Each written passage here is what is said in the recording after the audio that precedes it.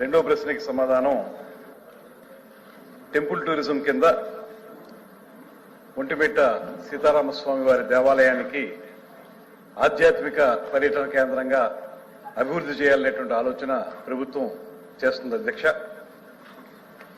ఆ దేవాలయం కింద దేవుని కడప లక్ష్మీ వెంకటేశ్వర స్వామి టెంపుల్, పుష్పగిరి చెన్నకేశవ స్వామి టెంపుల్, బ్రహ్మంగారి మఠం, ఒంటిమిట్ట కోదండరామాలయం టెంపుల్, గండి శ్రీ వీరాంజనేయ స్వామి టెంపుల్, యాగంటి ఉమామహేశ్వర టెంపుల్, నందవరం చౌడేశ్వరి మఠం, మహానందేశ్వర స్వామి టెంపుల్, ఇవి ఆ చుట్టుపక్కల ఉన్నటువంటి టెంపుల్స్ అధ్యక్ష.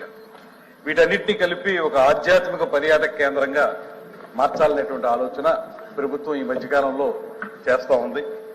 ముఖ్యంగా ఒంటిమిట్ట సీతారామస్వామి వారి దేవాలయం తిరుమల తిరుపతి దేవస్థానం వారి ఆధీనంలో నడుస్తూ ఉంది. ఇప్పుడు కొత్తగా మేము తీసుకున్నటువంటి ప్రత్యేకమైనటువంటి పాలసీ తరఫున ఆధ్యాత్మిక టూరిజం కి కొన్ని టెంపుల్స్ ని, అదేవిధంగా eco tourism, adventure tourism, wellness tourism, ఇలా వివిధ రకాల టూరిజం యాక్టివిటీస్ కి డిఫరెంట్ సర్క్యూట్స్ ఏర్పాటు చేయాలనేటువంటి ఆలోచన చేస్తా ఉన్నాం. అందులో భాగంగా ఈ ఒంటిమిట్ట సీతారామస్వామి వారి దేవాలయాన్ని పర్యాటక కేంద్రంగా అభివృద్ధి చేయాలంటే మనకు మామూలుగా పర్యాటకులు గాని భక్తులు గాని వస్తే దర్శనం చేసుకుని ఉదయం దర్శనం చేసుకుని సాయంత్రానికి తిరిగి వెళ్ళిపోతారు.